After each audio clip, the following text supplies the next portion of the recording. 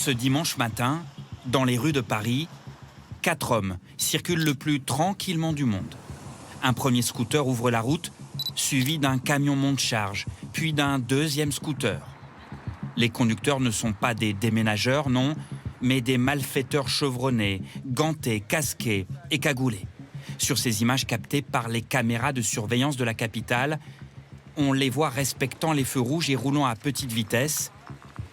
Ils s'approchent peu à peu de leur cible, le musée du Louvre. Il est 9h34. Dans une nacelle, 2 membres du commando montent sur le balcon de la galerie Apollon. Les malfaiteurs, qu'on aperçoit ici grâce aux caméras du musée, ont chacun une disqueuse à la main. Ils vont s'en servir pour découper 2 vitrines, sous l'œil médusé des nombreux touristes et des agents de sécurité. Les caïds vont repartir des lieux avec 9 bijoux d'une valeur inestimable, mais échouent à incendier leur camion. Ils vont prendre la fuite en scooter, en roulant à toute vitesse le long des quais de Seine, et sèment facilement la voiture de police, lancée à leur trousse. Ils font alors tomber la magnifique couronne de l'impératrice Eugénie, qui sera retrouvée, endommagée. Le top départ de l'équipe avait été donné un peu plus tôt, à 7h37 précisément, à Aubervilliers, en banlieue parisienne.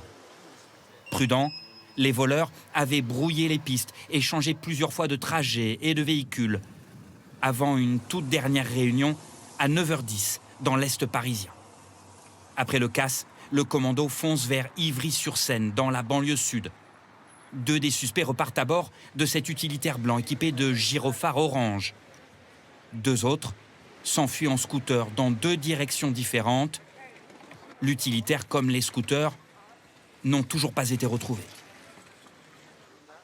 Grâce à l'ADN et aux investigations de la brigade de répression du banditisme de la PJ parisienne, 3 premiers suspects sont identifiés. Un 4e le sera un peu plus tard. Incarcérés, tous sont présumés innocents. 2 d'entre eux se disent totalement étrangers à l'affaire. En garde à vue, l'un d'eux a juré ne pas savoir ce que sont devenus les bijoux. J'ai pris une claque quand j'ai appris que c'était le patrimoine de la France.